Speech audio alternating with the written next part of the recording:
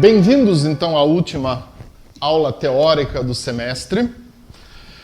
Hoje nós vamos falar de dois assuntos que são bem interessantes, que são a detecção de objetos e depois a segmentação semântica. Eu defini isso para vocês daqui a um pouquinho. Eu coloquei aqui uma segmentação semântica em tempo real, da mesma forma que aquela detecção de objetos que nós tínhamos na semana passada. Isso aqui roda em JavaScript no browser. Todo mundo abana os braços para a gente filmar braços sendo abanados. Assim, não é perfeito. Tá? Se a gente olhar aqui, nós vamos ver, ele está usando uma MobileNet. Tá? Oi? Não pegou ele. Pois é, né? Você está no cantinho ali. Né? Ele está usando uma MobileNet, que a gente sabe não é uma rede com uma grande precisão. E eu vou explicar para vocês mais tarde, porque assim, vocês conhecem MobileNet como uma rede de classificação de imagens. Como é que uma rede de classificação de imagens faz segmentação semântica? Tá? Existe uma filosofia geral de segmentação semântica, que é das UNets, a gente vai entender, aonde uma UNet, na verdade, é um arcabouço aonde você pode encaixar outras redes neurais dentro, de maneira a usar estas redes para segmentação semântica. Isso nós vamos ver na segunda parte da aula teórica hoje. Depois de passar isso, eu vou apresentar para vocês algumas ferramentas de anotação. Se vocês quiserem pegar redes de detecção de objetos ou redes de segmentação semântica para fazer o trabalho de vocês vão ter que criar datasets anotados. Então, nós vamos precisar de ferramentas de anotação. No nosso laboratório, a gente trabalha o tempo inteiro com isso, nós testamos várias. Então, eu vou passar um pouco da experiência que nós temos de utilização de ferramentas de anotação, de maneira que vocês não tenham que dar com a testa na parede usando um monte de software livre ruim, mas vocês possam ir logo para o software livre sofrível, porque serve para resolver os problemas. Tá? Aí a gente poupa trabalho de vocês. Nós coletamos um monte de ferramentas dessas. Tem uma página na disciplina, no site da disciplina só dedicada a isso. Você pode baixar todas lá e testar. Eu vou passar para vocês, vou adiantar um pouco a nossa experiência. O Luiz, que também trabalha com isso, pode adiantar um pouco a experiência de vocês também. E nós vamos fechar o dia de hoje com a palestra de mais um doutorando nosso, o Thiago Ratke. Ele trabalha na área de navegação veicular autônoma e dentro dessa área de navegação veicular autônoma ele usa segmentação por máscara e segmentação semântica para várias coisas na área de você colocar um carro autônomo em estrada de terra no interior, que é uma coisa bem interessante. Ele vai falar de alguns dos experimentos dele, eu dei liberdade para ele escolher quais experimentos ele vai falar, então vai ser inclusive uma surpresa para mim o que ele vai apresentar para vocês. Algumas coisas estão, vocês viram em vídeo lá, o Mask RCNN, tá?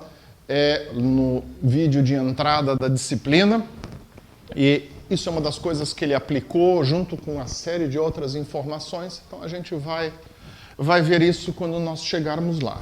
Tá? Só rapidamente aqui, então, olhando, eu vou fechar isso aqui para a gente não ficar comendo processamento à toa aqui. Tá? Então, só olhando rapidamente o Moodle da disciplina, a gente vai começar no 5.3 aqui e vamos até o 5.4 dentro do Moodle. Aqui tem links para um monte de material. As aulas da semana passada, elas já estão na nossa playlist. Aqui eu dividi em duas. Uma aula ficou meio longa, 2 horas e 38, porque eu acabei falando bastante. E depois nós temos a apresentação do Luiz. Como o Luiz comentou durante a apresentação dele, ele trabalhou com segmentação semântica e o notebook do trabalho de doutorado dele é o nosso exemplo de segmentação semântica, que é o exemplo de código que a gente sugere que vocês sigam se vocês forem trabalhar com segmentação semântica. Tá? Eu vou ir lá para a nossa página de tutoriais depois e eu vou mostrar algumas coisas. Nós temos 2 tutoriais com segmentação semântica Esse do doutorado do Luiz, usando FastAI, e este aqui na área de agricultura de precisão, trabalhando com TensorFlow. Tá? Eu vou passar rapidamente as duas coisas quando nós chegarmos na aula para vocês. Tá? Material adicional aqui nós temos em todas as coisas e a gente vai começar com esse aqui. Tá? Lá na nossa página de visão, vocês têm os links para todo esse material. Tá? Aqui dentro da área de detecção de objetos, tá? No nosso diagrama de árvore aqui, classificando modelos de redes neurais, etc., nós vamos estar dentro dessa área aqui. E é isso que eu quero apresentar para vocês nessa primeira parte agora. Então vamos lá.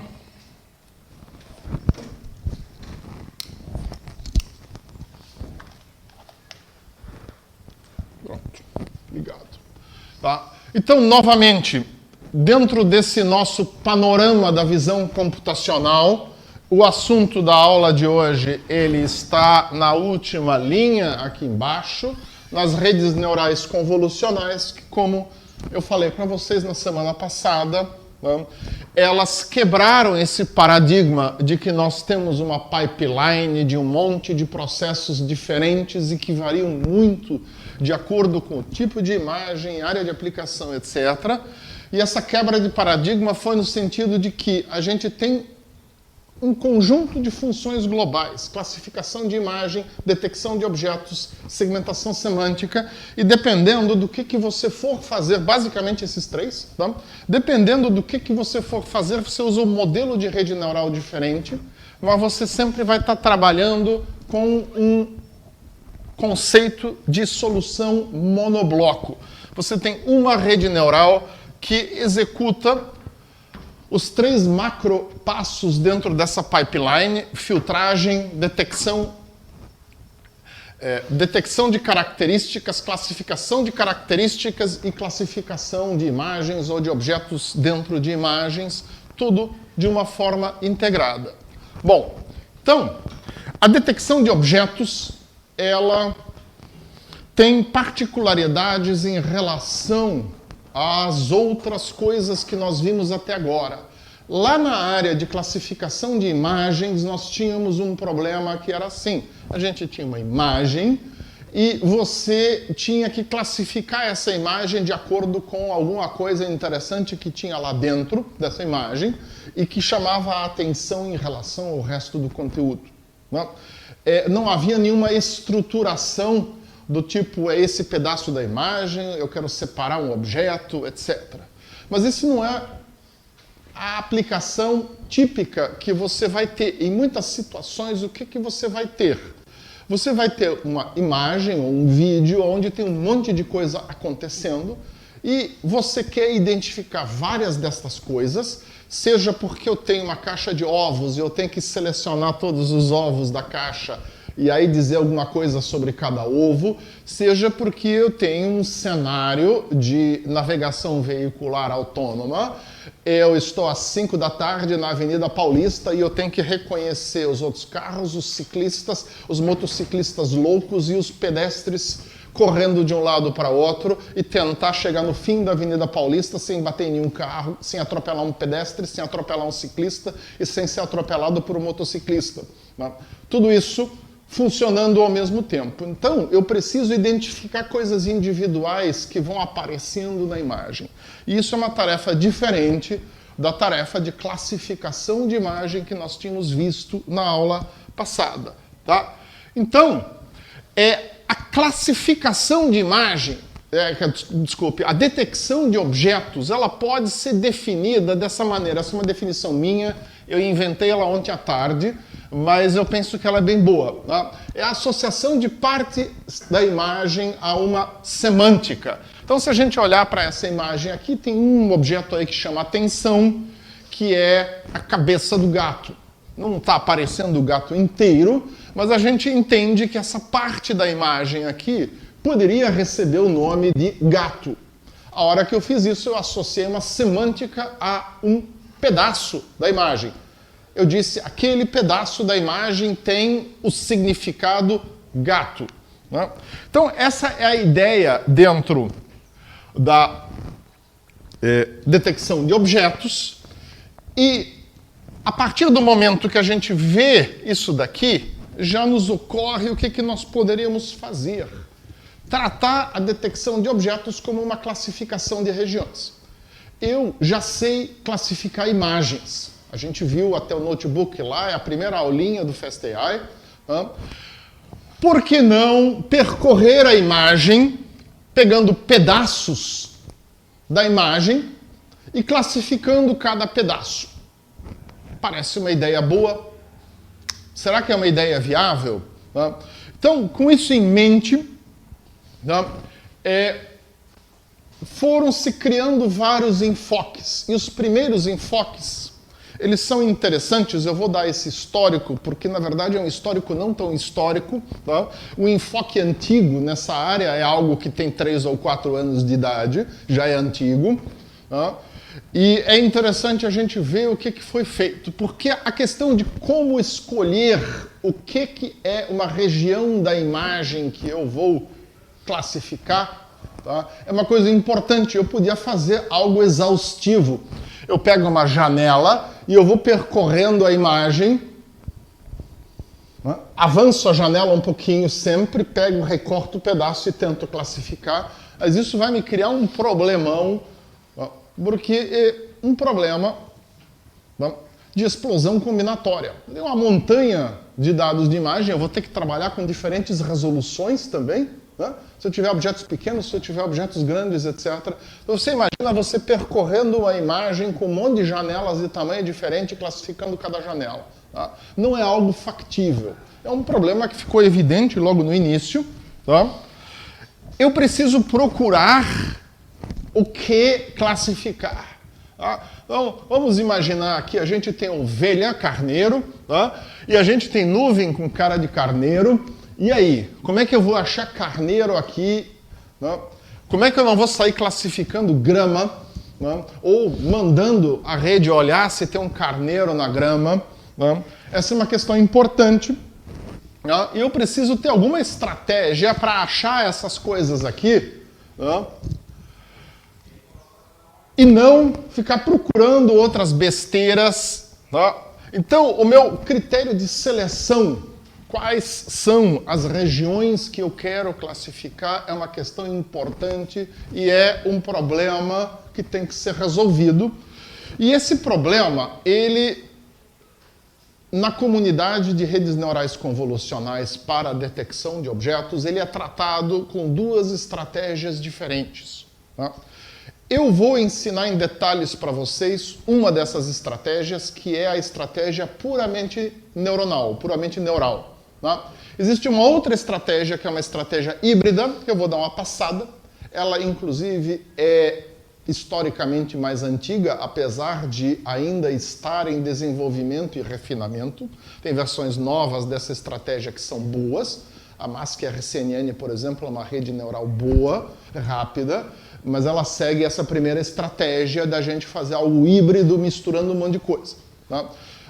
O YOLO, que é uma rede que eu vou apresentar em detalhes para vocês, é uma rede que é praticamente puramente neural. É um monobloco, do jeito que eu mostrei lá para vocês naquele diagraminha no início da aula, e que resolve os problemas de uma forma muito rápida, que está dentro de uma outra categoria de redes neurais.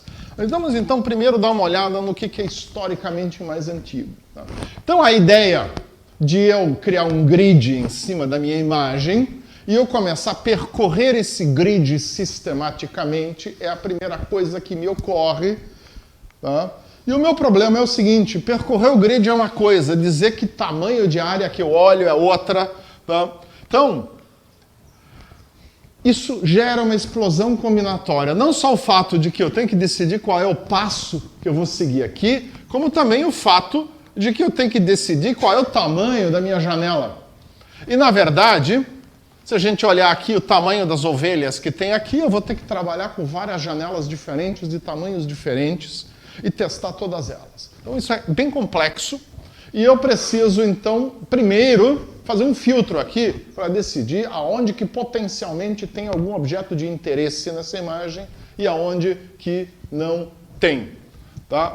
Então, essa foi a primeira solução que se buscou. Você procura indicações na imagem aonde que você vai começar a procurar. De acordo com características dessas indicações que você achou, você chuta janelas. E aí você classifica cada janela dessas como se fosse uma imagem. Essa foi a primeira forma de solução que se procurou. E a RCNN, que é uma rede que tem 4 anos de idade, 5, 4, por aí, foi a primeira a seguir essa ideia, a ideia de você procurar blobs aqui dentro, eles chamam de blobs no paper deles, tá?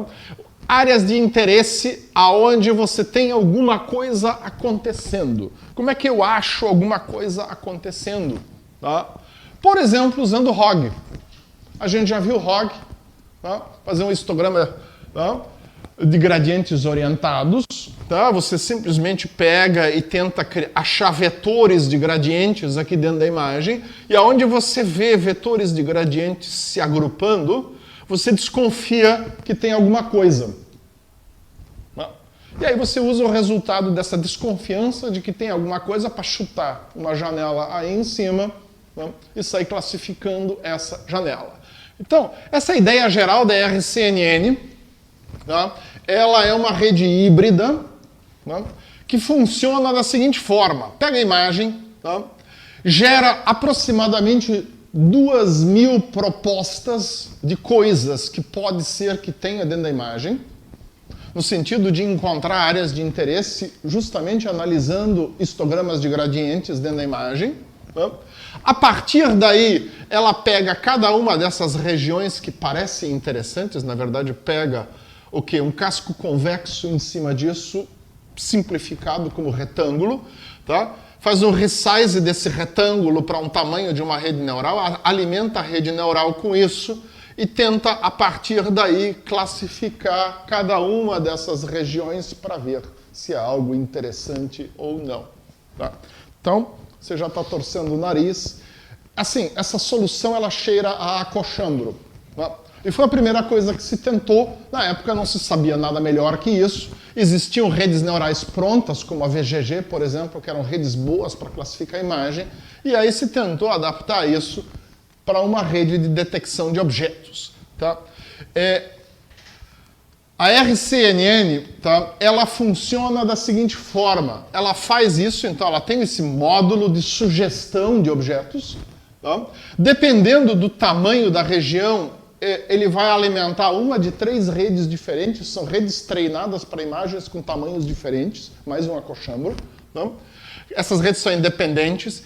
E essas redes aqui, elas só geram vetores de características que são depois, então, classificados com SVM. Tá? Isso é a estratégia lá que a AlexNet usava e a estratégia que eles estão repetindo aqui. Então, vocês veem que do ponto de vista de arquitetura, isso aqui, para a rede neural convolucional, é uma coisa bastante primitiva. Né? Mas a primeira solução que se conseguiu fazer, foi a primeira ideia que se teve em cima disso.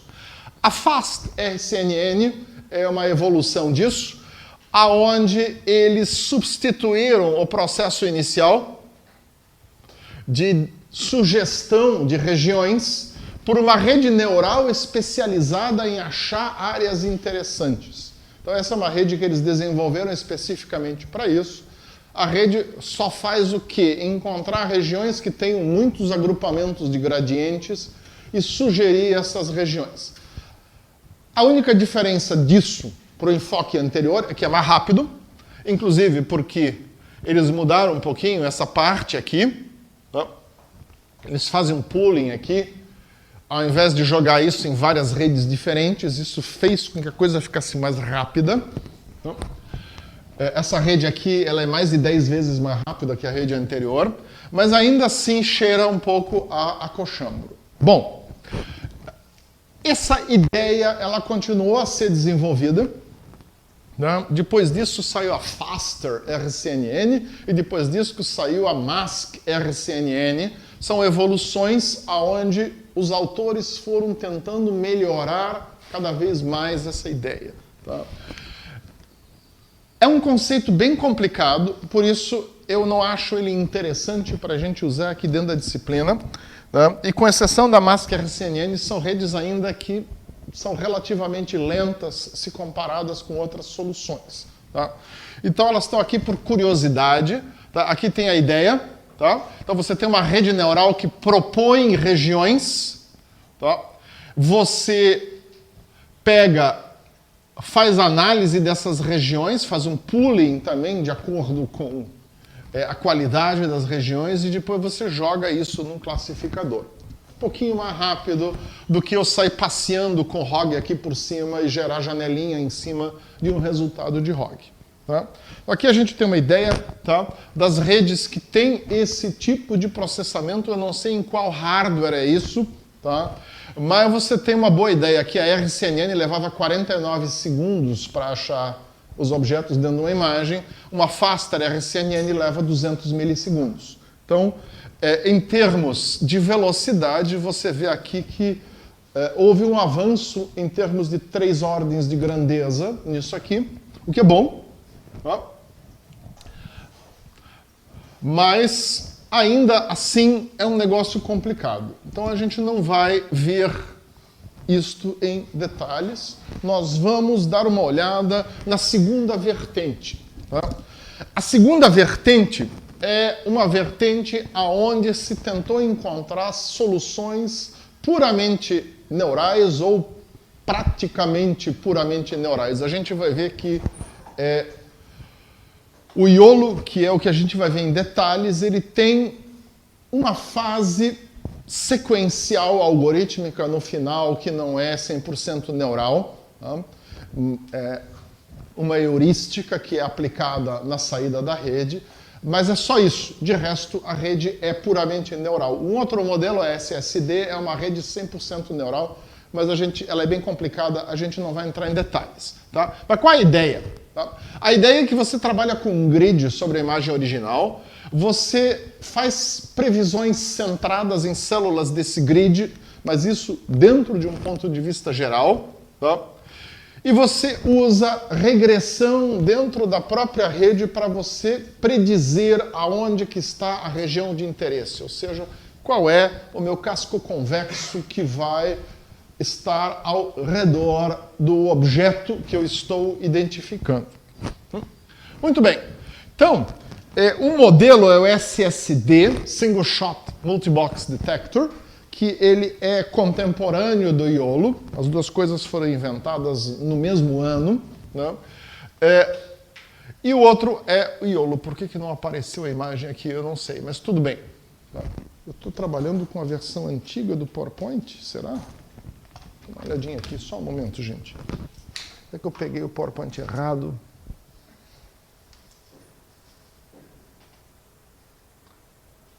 Esse é o PowerPoint errado. Tá faltando um monte de coisa aqui. Só faltava eu não ter pego certo aqui, mas não.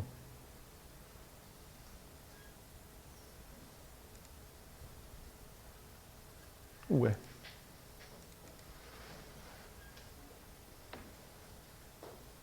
35 megabytes.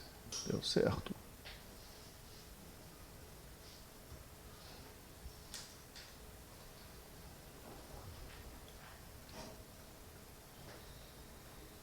O que aconteceu agora? O LibreOffice resolveu não me ajudar.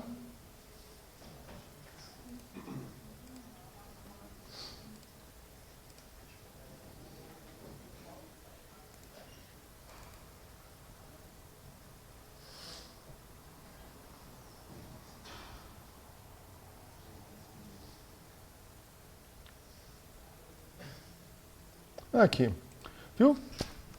Eu sabia que eu tinha aberto o errado.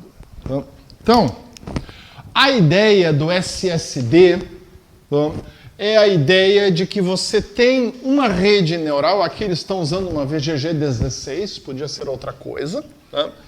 E aqui, na etapa onde você tem a rede backpropagation de saída, né? Na verdade, ao invés de você trabalhar com o tensor padrão de 4.096 neurônios representando características, você tem um tensor de 7.308 neurônios, aonde uma parte disso vem a partir de camadas anteriores aqui, e eles usam isso para fazer um treinamento geral, inclusive com ROIs. Tá?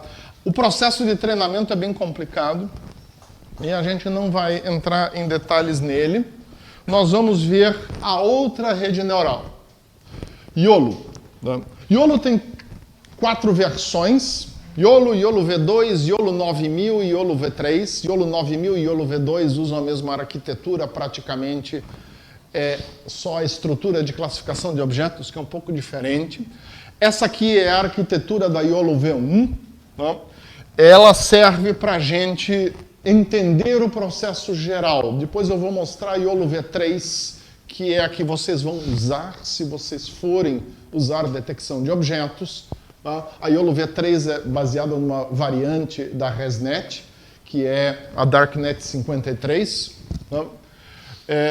Isso aqui é baseado numa rede bem simples que o autor, o Joseph Redmond, ele mesmo elaborou, é inspirado na AlexNet, mas não é uma AlexNet. Tá? Então o que a gente vê aqui? A gente vê várias camadas convolucionais e a gente tem aqui, como é típico nessas redes inspiradas em ImageNet, tá? A gente tem um vetor de características, um tensor de 4.096 posições. A diferença está aqui. O nosso tensor de características, ele não tem uma camada de saída backpropagation padrão. Ele tem, de novo, uma camada tridimensional, tá? Que é uma camada que tem várias, é uma camada estruturada e que tem várias partes interessantes e que me representam bounding boxes, objeticidade de um bounding box e classe estimada dentro desse bounding box. A gente vai entender como é que isso aqui funciona e vai entender qual foi a estratégia, tá? De treinamento que usaram. Então, isso aqui é uma solução praticamente puramente neural para resolver a questão da classificação de objetos. Tá? Aonde que no YOLO a gente vai ver algo que não é 100% neural? Em cima dessa rede aqui, dessa camada de saída tridimensional aqui, que nesse caso aqui na YOLO 1 é 7x7x30, tá? Existe uma heurística que é rodada antes do resultado ser produzido. Essa heurística é a única coisa que não é 100% neural dentro disso aqui. No resto, a gente tem camada convolucional, camada convolucional, camada convolucional, camada convolucional, camada convolucional, e uma camada convolucional para cá, e a partir daqui totalmente conectada, quer dizer, backpropagation padrão, e daqui para cá, backpropagation padrão, só que a saída desse backpropagation é uma camada tridimensional. Tá? A ideia disso é usar essa rede como um encoder. Vocês devem lembrar lá, encoders são redes neurais que têm uma estrutura desse tipo, onde a gente tem um dado bruto de saída, a gente tenta zipar esse dado para você construir uma representação interna de características disso, e depois a gente tenta gerar uma saída que é uma nova representação detalhada da entrada baseada nas características que a gente identificou. Né? Encoders existem desde a época do backpropagation padrão. Eu acho que quando eu dei aquela recapitulação, a gente passou rapidamente por um encoder de dígitos. Tá? A diferença aqui no YOLO é que esse encoder está lá no final, é o nosso vetor de características de 4.096 posições, e a partir daqui a gente gera uma representação mais detalhada e organizada dessas características que são representações de regiões. Se vocês lembram do YOLO rodando em tempo real no browser na aula passada, tá? Vocês lembram que ele é relativamente rápido, ele detecta vários objetos ao mesmo tempo, tá? Funciona bastante bem. Muito bem. Então, uma das coisas que diferencia o YOLO miolo de redes neurais tradicionais é esta camada de saída. E essa camada de saída no miolo 1, ela funciona da seguinte forma. Tá? Você vai ter um conjunto de tensores, a gente imagina esses tensores como barrinhas. Tá? Aqui, cada barrinha dessa representando uma área na imagem de entrada. Tá? Essa representação ela é forçada e artificial, porque de fato eu estou conectando isso aqui num tensor unidimensional. Então não existe uma relação direta entre isso aqui e a camada de entrada que está escondida agora atrás do desenho aqui. Tá? Eu organizo isso durante o meu treinamento. Né? De fato, eu vou pegar conjuntos de características aqui e associá-los a tensores específicos nessa saída, usando o backpropagation padrão aqui no treinamento. Tá? Então, o que me representa cada um desses tensores? Ele vai representar dois candidatos a regiões centradas naquele ponto da imagem. Então a imagem é dividida num grid 7x7 no miolo 1 e no miolo 3 depois ela é dividida num grid 13x13. Tá? O miolo não vai além disso porque os autores entenderam que 13x13 está bom para a gente achar mesmo objetos pequenos dentro de uma imagem. Tá? Então a gente vai representar aqui no primeiro pedaço do tensor, você vai representar o quê? Primeiro, tá? A minha confiança de que naquela região tem algum objeto. Você vai representar o centro suposto do objeto como coordenada x e y da imagem. E você vai representar o bounding box em termos de largura e altura. São esses 5 parâmetros. Tá? Então isso aqui está substituindo toda aquela informação gerada pelos histogramas de gradientes, pelo ROG lá, como uma proposta de região. Eu estou resumindo aqui como um valor escalar, que é a minha confiança de que tem uma região ali.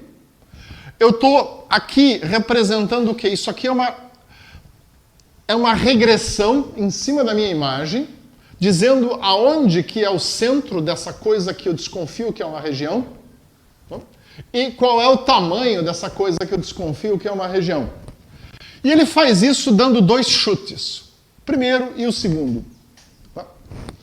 E depois disso vem o meu vetor de classes, que depende com quantas classes eu criei, eu treinei a minha miolo. Tá? Na miolo padrão a gente tinha 30 classes, não, 30 não, perdão, 20 classes, são 10, aqui tem 10 menções, né? Então tem mais 20 aqui.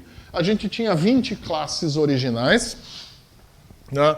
Mas isso é uma coisa que você pode customizar para o seu problema, aqui a saída. Tá? E isso aqui agora é o quê? Aqui tem o softmax que faz uma classificação normal. Não, aqui não é um softmax, aqui eles estão usando o erro quadrático, desculpa. Tá? Aqui simplesmente é uma classificação que vai me gerar classe 1, classe 2, classe 3, classe 4, etc. Vai me dizendo a confiança que eu tenho de que este ou este pertence a uma destas classes. Tá? Então, essa é a ideia. Ele propõe 2 regiões na imagem original, com confianças diferentes, e ele me dá uma lista de classes que poderiam ser as classes às quais essa região pertence. Então, essa é a ideia.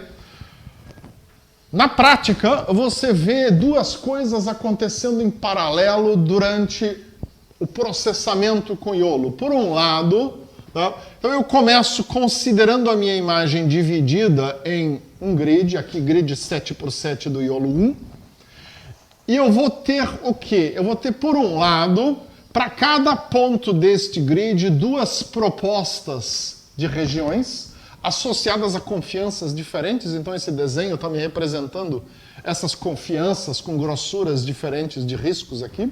Isso é do artigo original, tá? Do Jeffrey Redman. E, ao mesmo tempo, eu estou associando cada uma dessas células com alguma classe. Então aqui a cor, para mim, é para representar a classe que tem a confiança mais alta. Nesse caso, eu tenho um vetor de 20 classes e eu peguei aqui e pintei simplesmente com a classe mais provável. Isso aqui é feito neuralmente.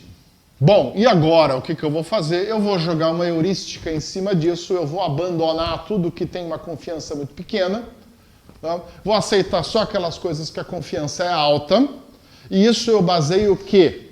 Eu baseio aqui, nesse primeiro elemento e no sexto elemento desse tensor, que são as duas confianças que estão associadas aos meus bounding boxes.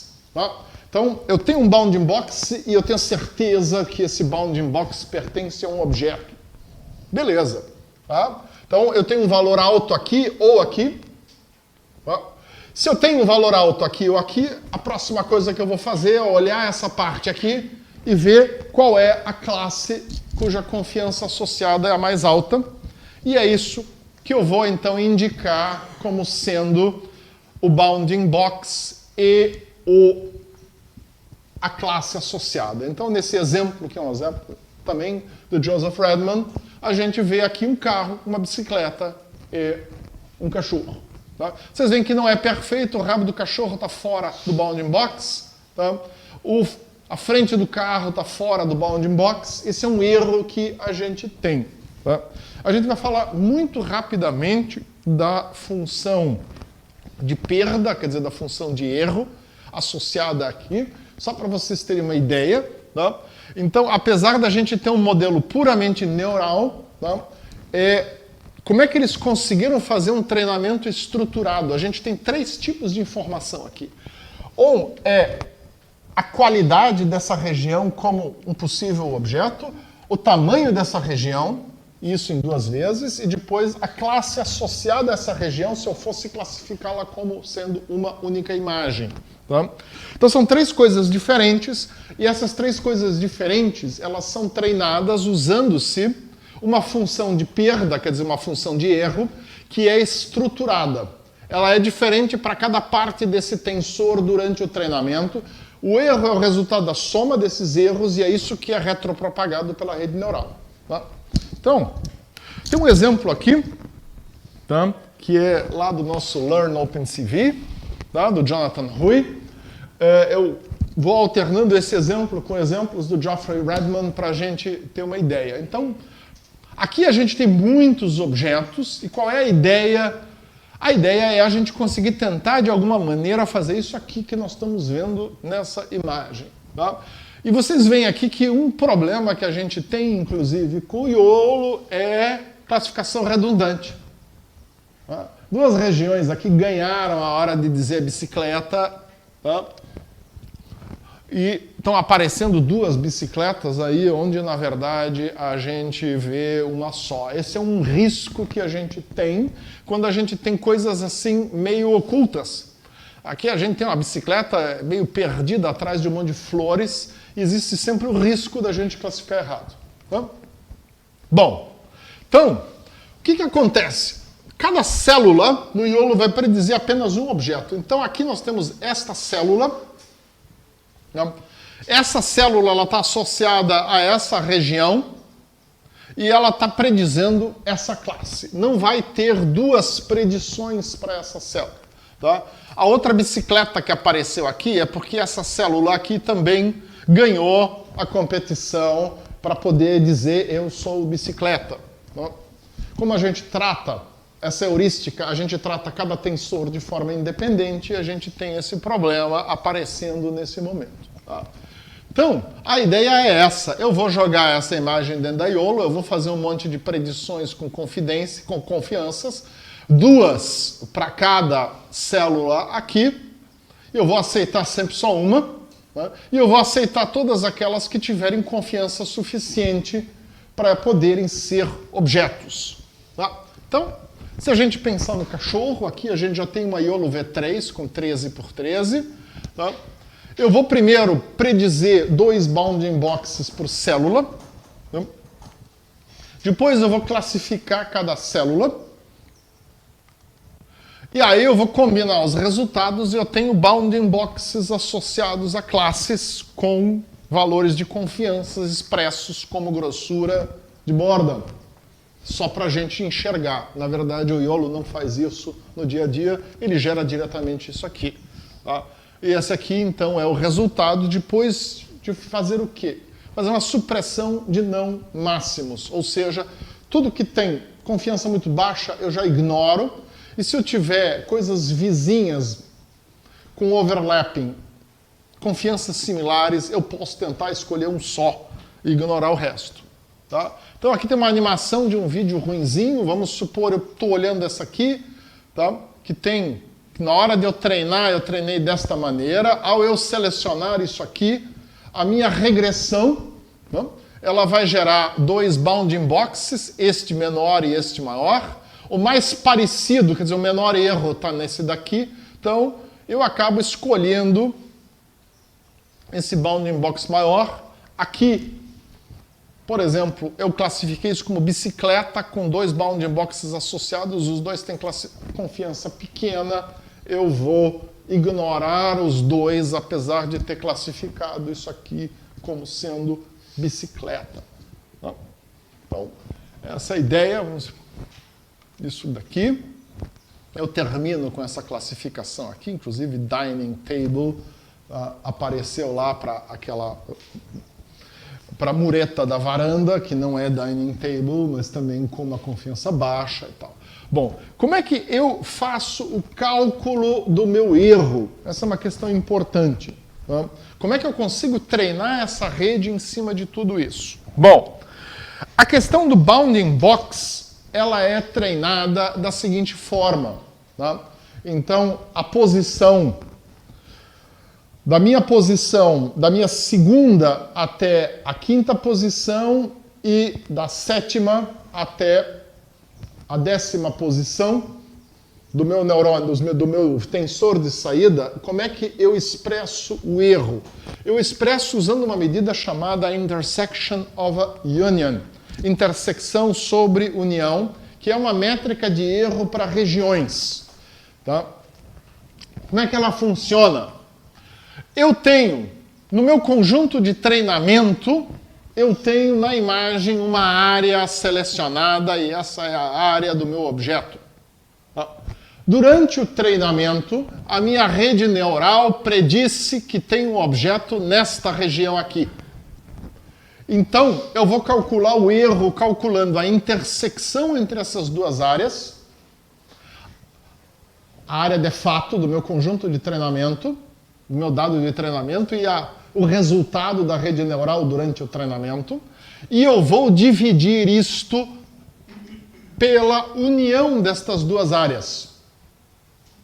Tá? Então isso é intersection of a union. A gente usa isso tanto no treinamento de redes de regiões ou de redes de segmentação semântica. A gente usa isso aqui também depois para avaliar ou testar a qualidade, principalmente de redes de segmentação semântica. Tá? Então, com isso daqui eu consigo, durante o treinamento, dizer qual é o erro. Né? Quanto menor essa diferença, menor é o meu erro durante o treinamento. Então isso aqui é ruim, isso aqui é melhorzinho, isso aqui é muito bom. Né? Se a rede predisse bem, então eu consigo com isto treinar aquela etapa. Tá? No YOLO V2, para facilitar as coisas, o treinamento ele é iniciado com coisas que se chamam de anchor boxes. Tá? Então, existem algumas taxas de aspecto que são típicas de objetos que a gente encontra por aí. Então, no YOLO 2, tem-se uma bateria de retângulos com diferentes taxas de aspecto, e quando você começa o treinamento da rede, você começa chutando estes ao redor do seu centro, tá? E vai refinando estes ao invés de chutar qualquer coisa no início do treinamento. Isso vai acelerar bastante o treinamento e, segundo Joseph Redman, também melhora a qualidade do resultado. Tá? Então,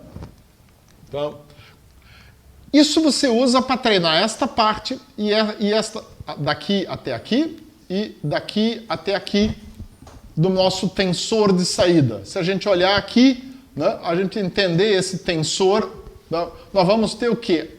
No primeiro pedaço, você vai ter as coordenadas do que a rede coloca de saída como uma possível saída.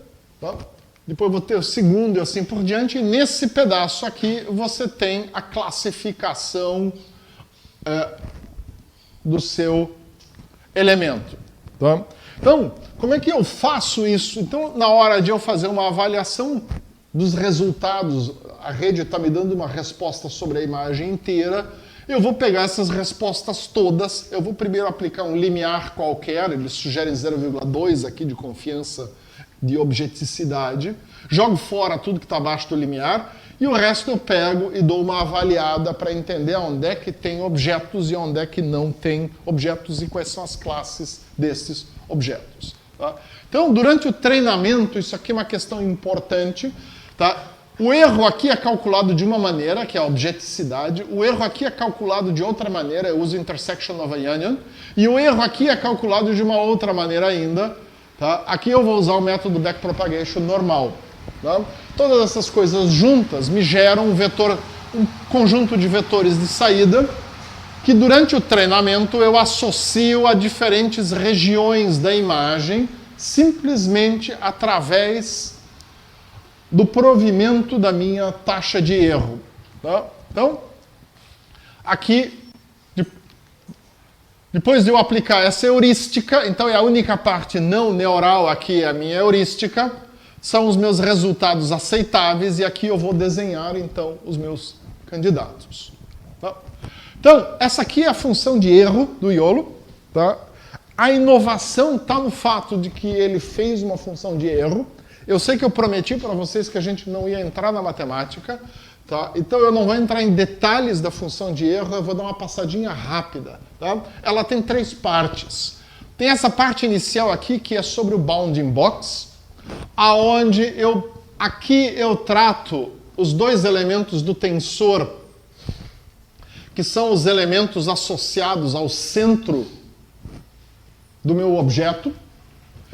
E nessa segunda parte eu trato os 2 elementos do tensor que são associados ao tamanho do meu bounding box. Tá? E aqui tem uma coisa interessante, o Joseph Redmond sugere, porque aqui a gente está pegando o erro quadrático comum, tá? Simplesmente eu estou pegando o erro quadrático do meu centro. Tá? Aqui não. Aqui eu estou tirando a raiz do tamanho. O Joseph Redmond sugere a gente usar a raiz do tamanho para você não penalizar em excesso regiões muito pequenas. Senão regiões grandes, um pouquinho deslocadas, geram um erro monstro. Regiões pequenas, muito deslocadas, geram um erro muito pequeno. E com isso a gente vai estar, na verdade, tendo dificuldade em aprender regiões menores.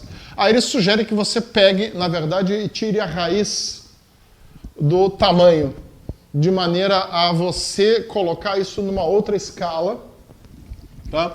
E fazer com que regiões grandes tenham uma influência similar à de regiões pequenas. Tá? Então isso aqui é um chute que ele usou, uma ideia, e ela funcionou. Você podia pensar em outra coisa. Tá? A segunda parte aqui é a objectness, tá? Que é simplesmente uma classificação simples, baseada em treinamento de rede convolucional. E por último, a classe. Aqui eu estou usando simplesmente o erro, só que eu uso o erro em cima de uma estimativa de confiança, quer dizer, eu estou usando softmax aqui, tá? Que é na hora de eu definir a classe. Então são 3 coisas diferentes, tá?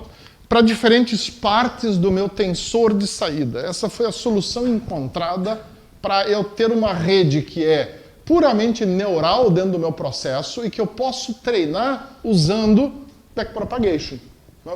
Eu defino, então, o meu erro de forma diferente em cada uma parte do meu tensor de saída.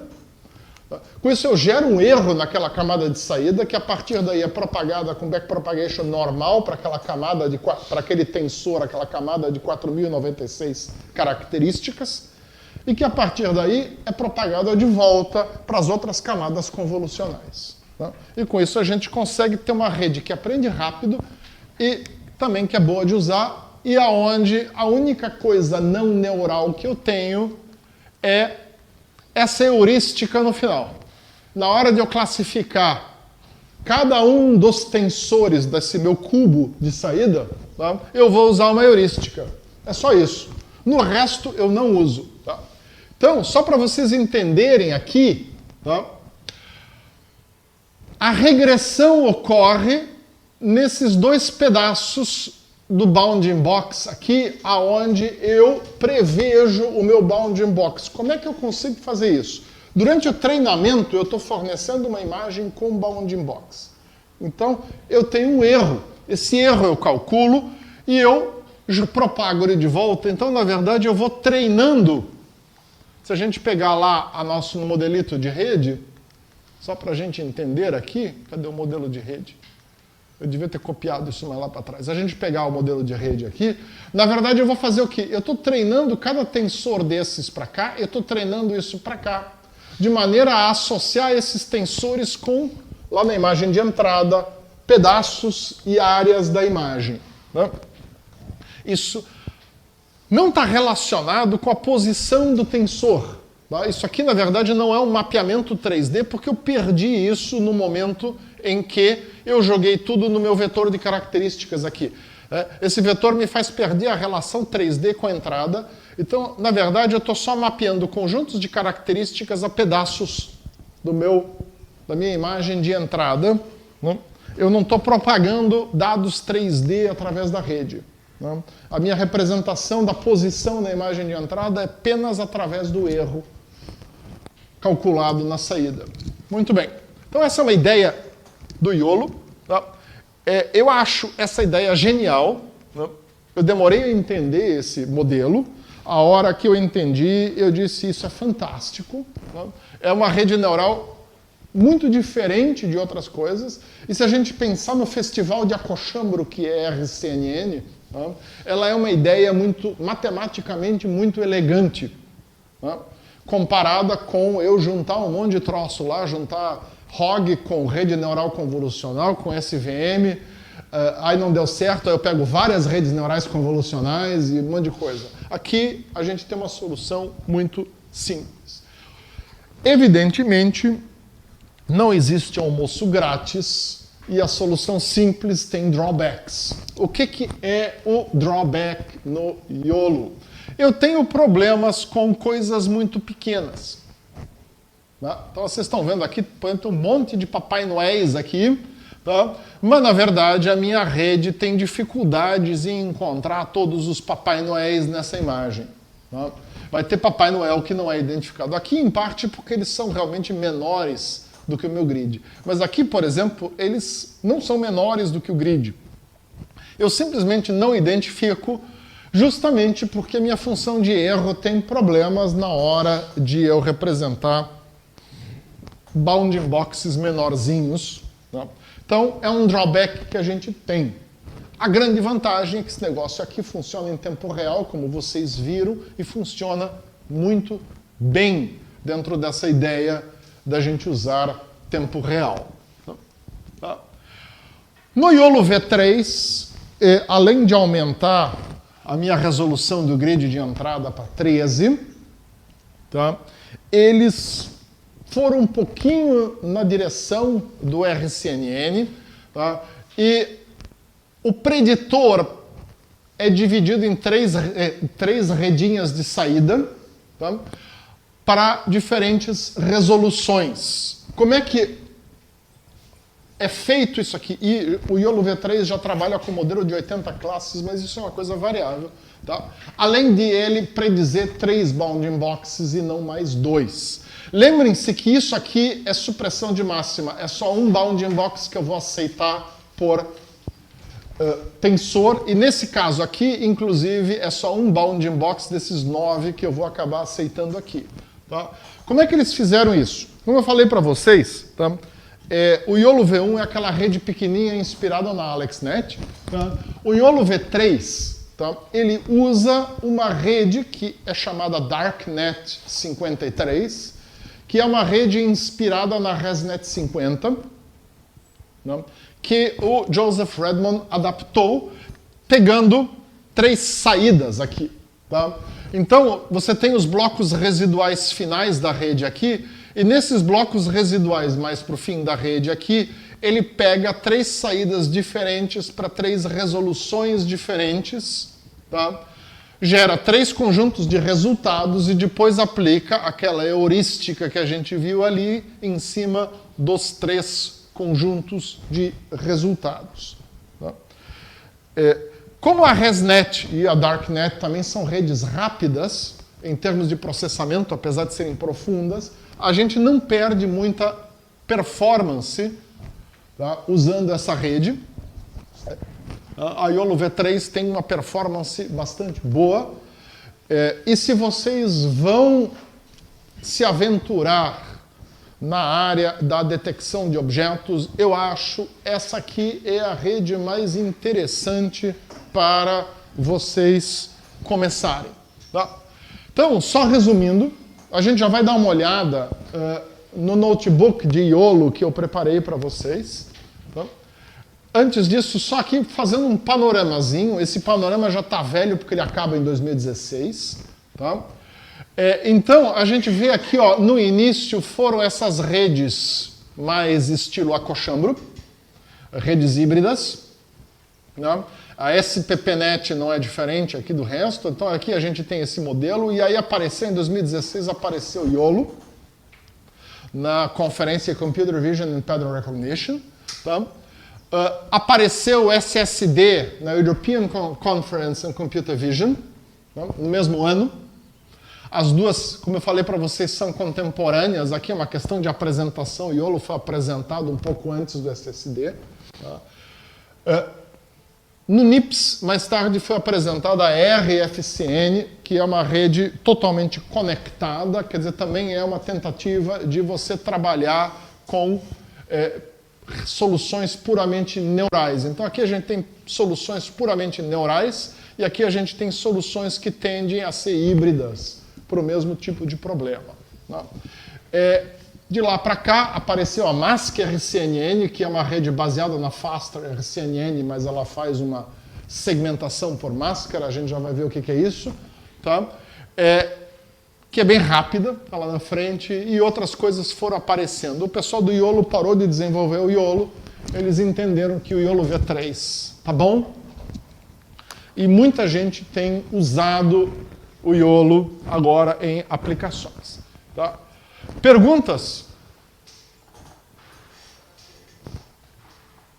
Essa parte é mais detalhada. A próxima parte, na segmentação semântica, eu vou ir mais em alto nível.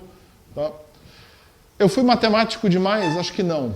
Entrei em detalhes demais? Não. A ideia é que vocês entendam o princípio. Tá? Para usar o YOLO, vocês não precisam saber nada disso, porque tem um código pronto, é só sair usando e treinando. Tá? Mas é interessante a gente entender como é que a coisa funciona, porque YOLO é uma rede que é muito falada, ela é famosa dentro da comunidade de redes neurais, basicamente por 2 razões. Uma delas é porque ela foi uma revolução na época que surgiu, né? Porque é muito diferente da Faster RCNN do ponto de vista de proposta. Tá? E, em parte, porque os autores eles desprezaram uma coisa muito comum na academia, que é você procurar publicar o seu modelo numa revista importante, etc. Tá? Com exceção daquela conferência que a gente vê aqui, tá? A Computer Vision and Pattern Recognition, que é uma conferência, se eu não me engano, da IEEE, o pessoal do YOLO não publicou isso em revista nenhuma. Todos os papers do YOLO estão no arXiv. Eles desprezaram o processo acadêmico padrão. Né? Eles entenderam que o nosso modelo é muito novo, muito rápido, não dá para ficar esperando 1 ano de revisão de uma revista. A gente simplesmente vai publicar no arXiv e lixe-se. Nós não vamos tentar publicar isso. Então, são 3 artigos, o YOLO V1, 4 artigos, o YOLO V1, o YOLO V2, o YOLO 9000 e o YOLO V3. Tá? São artigos super citados, muito usados, mas que nenhum deles saiu publicado em alguma revista importante. Eles estão todos só no arXiv. Tá? Então isso também é uma outra diferenciação. Serviu inclusive para dar fama para o arXiv, porque são artigos importantes que as pessoas usam. Não? e que mostrou para a comunidade também que a gente está aqui nessa área de redes neurais convolucionais, nós estamos num campo que evolui tão rápido que é difícil a gente esperar o processo de 6 meses a 1 ano que leva para você publicar um artigo numa revista científica, e o pessoal simplesmente está começando a publicar coisas lá e desprezando o processo de publicação em revista, né? Então isso é uma coisa que também surgiu. Bom, então se vocês não têm perguntas, a gente vai fazer o seguinte agora. Vamos dar uma olhada no notebook que a gente separou para vocês. Tá? Eu fiquei pensando em o que seria interessante eu colocar para vocês trabalharem. Existem várias implementações, tá, do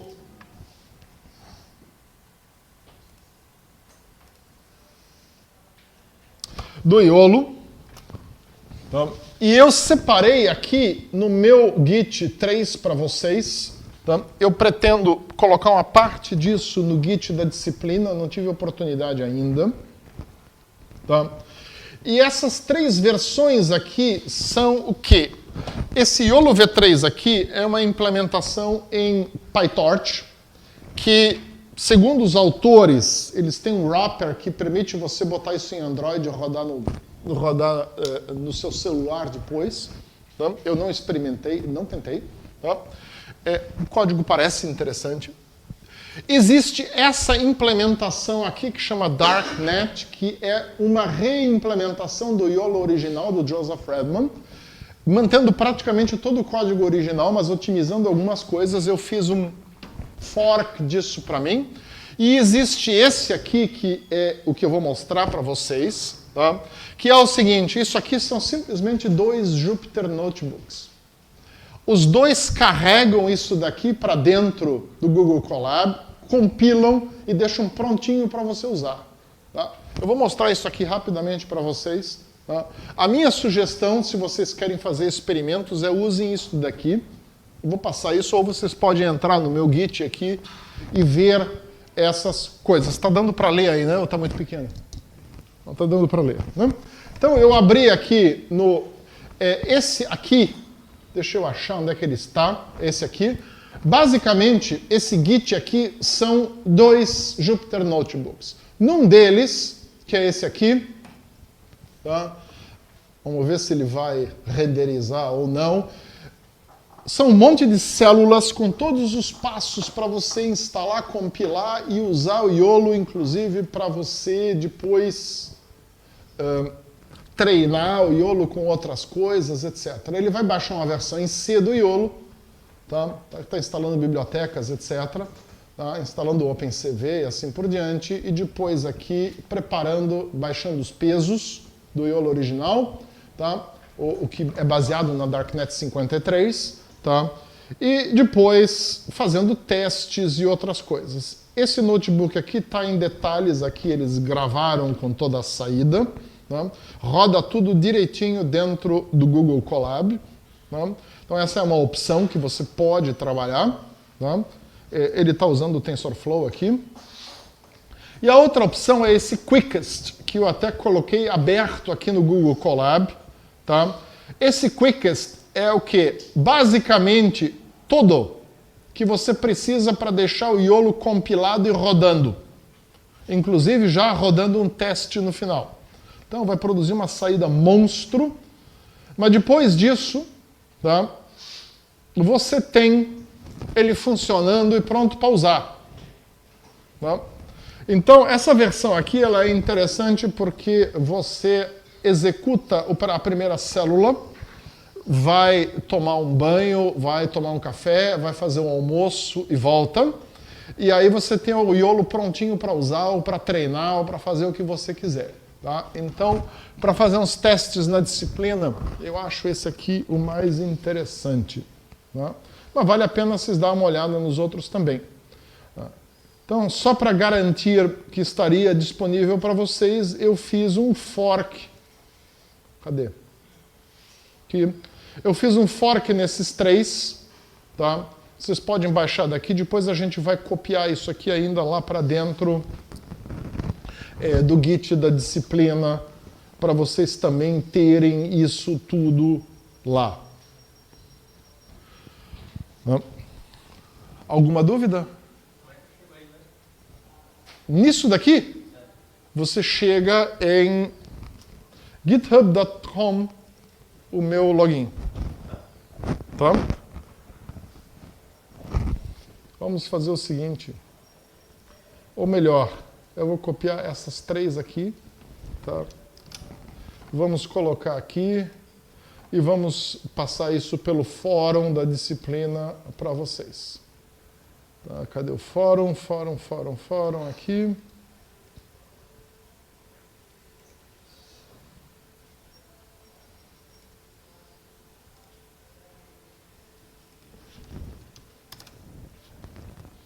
Tá feio, mas o link tá ali, tá?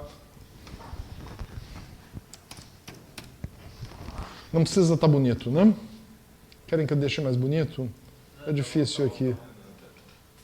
É difícil aqui porque essa coisa, esse fórum do Moodle é maravilhoso. Pronto, ficou mais bonito. Não? São os 3 gits que vocês basicamente precisam. Esse comentário é desnecessário. Eu vou deixar aqui o que tem Jupyter Notebook e o que não tem. Tá? Git. Pronto. Tá? Informação suficiente para vocês. Beleza? Então, vamos finalizar essa parte aqui. Eu não sei se vocês têm algum comentário, querem discutir. Oi. Essa YOLO eu consigo adaptar como foi feito com a AlexNet, se eu quiser trocar as classes? Tudo. Você pode adaptar, tem que adaptar o tensor de saída, mas é possível. Você pega ela pré-treinada e adapta. Não? Eu sugiro você olhar aqui, dar uma olhada nessa YOLO V3 daqui, né, que é PyTorch, é mais fácil de mexer do que em código C. Né? Mas, teoricamente, não tem problema, você pode mexer à vontade, você pode treinar suas classes, dá tudo para você fazer aí. Bom. No caso, quando a saída não é ideal, seja em bounding box, seja isso aqui, se você fez aquele color mapping. Aquilo ali nós vamos ver agora, que é a segmentação semântica, é outra coisa. Tá? Então, pixel a pixel, colorindo a imagem, a segmentação semântica não é detecção de objetos, diga. Cada classe é um valor 7x7? Não. A saída é um tensor 7x7 por bounding box 1, bounding box 2, bounding box 3, número de classes. Ah, as classes não são 7x7. Não. É que do jeito que estava lá parecido. Não.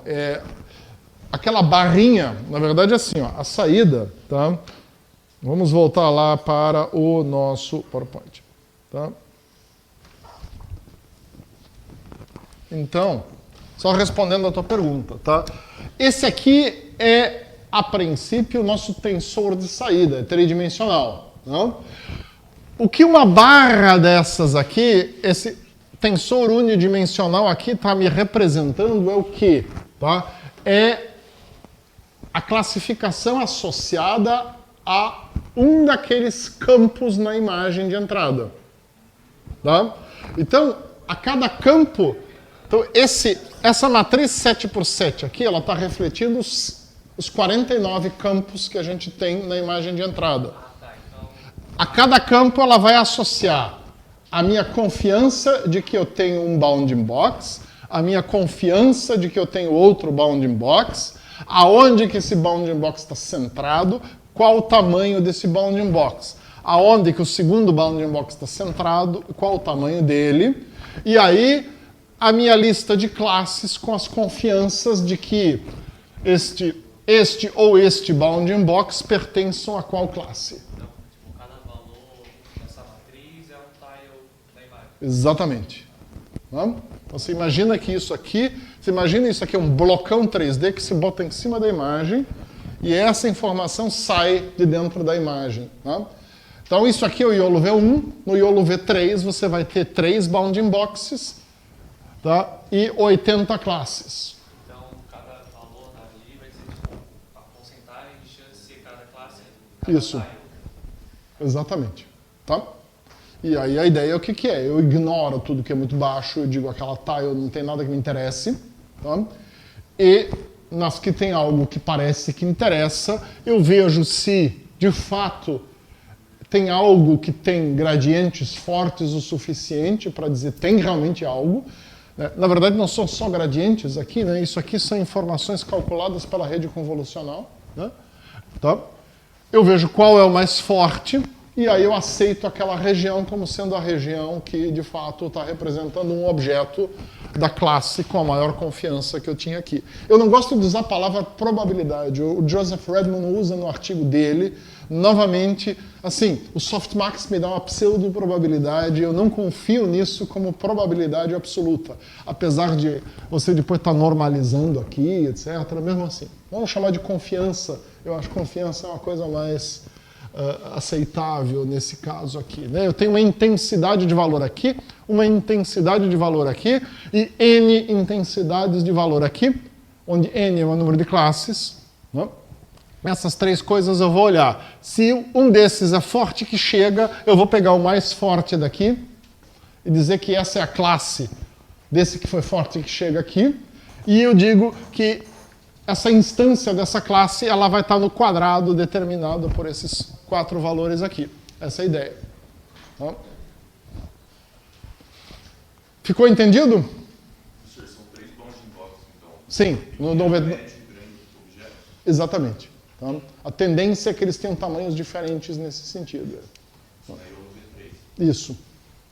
Tá? A IOLO V1 ela usa uma rede neural só e prevê 2. Na IOLO V3 você divide em 3 redes com 3 bounding boxes. Tá?